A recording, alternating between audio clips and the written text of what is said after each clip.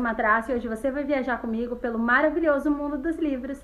Eu sou a Aninha e hoje no Quase Matraça a gente tem o já tão celebrado vídeo de lidos do mês. Vou contar pra vocês quais foram os 12 livros que eu li em fevereiro. A ordem que eu li esse ano até agora: Norte-Sul, da Elizabeth Gaskell, um romance industrial vitoriano.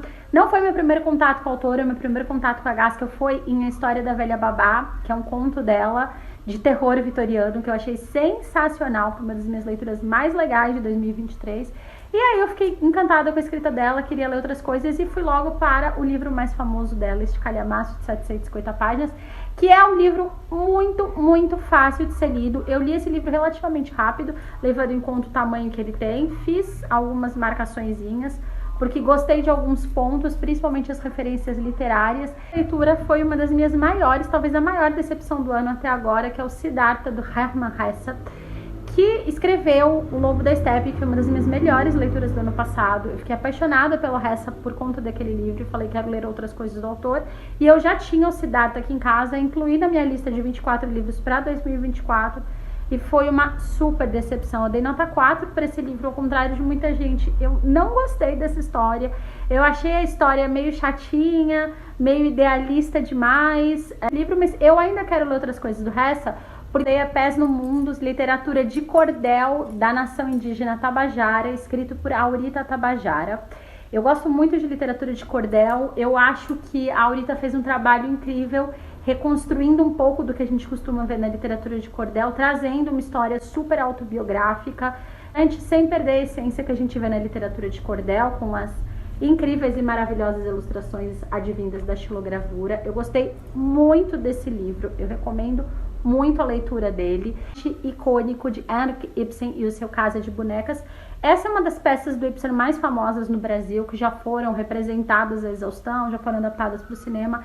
E eu confesso que eu não esperava tanto quanto entregou. Eu acho que ele tem um final apoteótico e que explica vários outros pontos da história que até o final eu tava achando mediano, mas que com o final, para mim, tornaram esse teatro brilhante. Eu quero inclusive ler outras coisas do Ibsen, porque eu achei esse teatro muito incrível.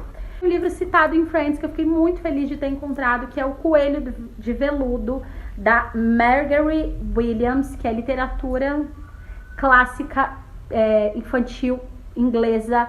Eu amei essa história, foi o melhor livro infantil que eu li esse ano.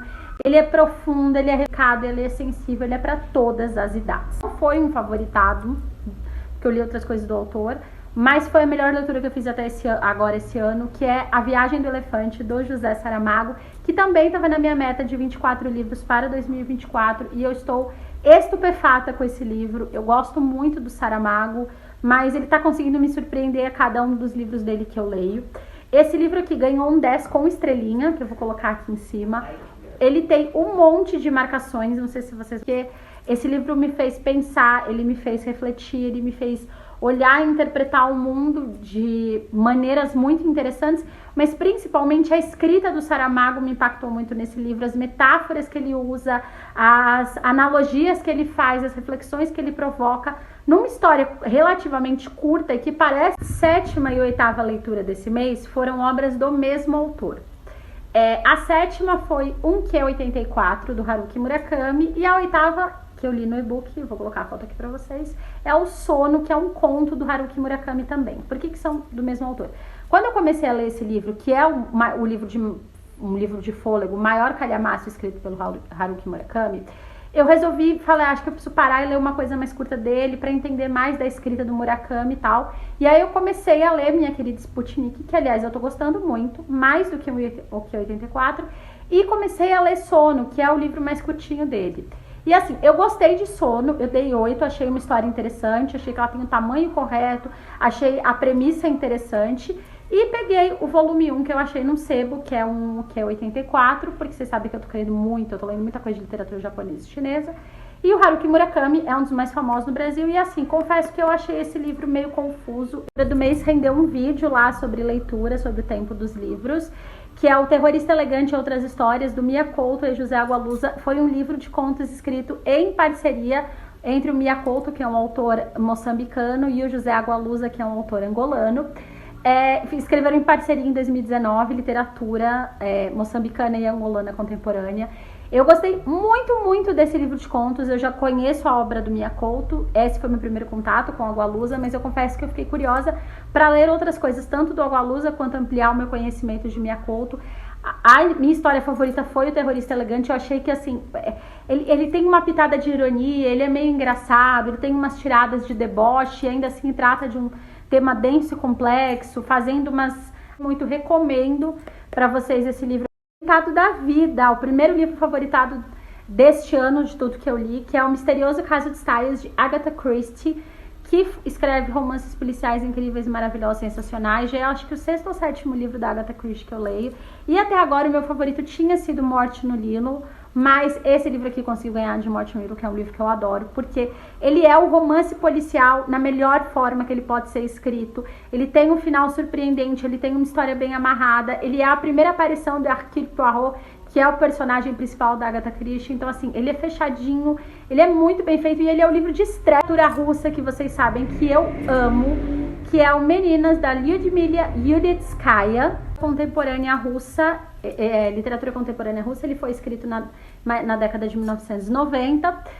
Eu leio muitos autores russos e poucas autoras, eu quero mudar isso, então eu comecei com Yudetskaya, que é um livro muito recomendado dela. É um livro de contos, gente, mas, por exemplo, diferente do livro do Mia Couto e do Agualusa, que você consegue ler tranquilamente os contos separados, esse livro aqui você precisa ler um conto em seguida do outro, porque os personagens se repetem, as histórias são amarradas, existe uma linha narrativa que permeia todos os contos, que vai ficar difícil de você entender se você ler eles muito soltos, ou muito tipo um daqui, outro daqui 6 meses e tal. Eu acho que esse é o livro que precisa ser lido, todos os contos de uma vez só. Eu gostei muito, muito do livro, eu dei nota 8. Achei uma perspectiva muito interessante sobre a infância e pré-adolescência de meninas na Rússia soviética na década de 1950. O mês foi O Amor de Mitya, do Ivan Bunin, que é um autor russo mais atual, não chega a ser literatura contemporânea, ele escreveu lá no início do século XX, mas retrata de uma maneira muito interessante, eu diria até brilhante, como é o amor na adolescência. Todo aquele sentimento exacerbado, aquela paixão extremada. Eu acho que pouca gente conseguiu retratar isso com tanta delicadeza e com tanta precisão quanto o Ivan Bunin faz em O Amor de Mitya. Para mim ficou essa impressão. Como é a paixão na adolescência, como a gente reage àquele sentimento com o qual a gente não sabe lidar muito bem. Muito mais da literatura ocidental na escrita do Bunin, dos que eu li em fevereiro. Foi um mês muito produtivo em termos de leitura. Eu gostei da maior parte dos livros que eu li. Teve até livro favoritado, teve até agora a melhor leitura do ano, teve os meus russinhos amados do coração. Teve um livro infantil muito delicado, enfim, foi um mês muito legal em termos de leitura. E foram 8 países diferentes, 2.353 páginas, então foi um mês muito produtivo, principalmente levando em consideração que fevereiro é um mês mais curto, mas a gente teve que em fevereiro carnaval, então deu para dar um gás aí nas minhas leituras. Aproveitem e me contem o que vocês leram em fevereiro, se teve algum livro favoritado, se algum dos livros que eu citei aqui vocês já leram, vocês gostam, não gostam, se tiveram uma impressão ou opinião muito diferente da minha. Até a nossa próxima viagem literária. Tchau, tchau!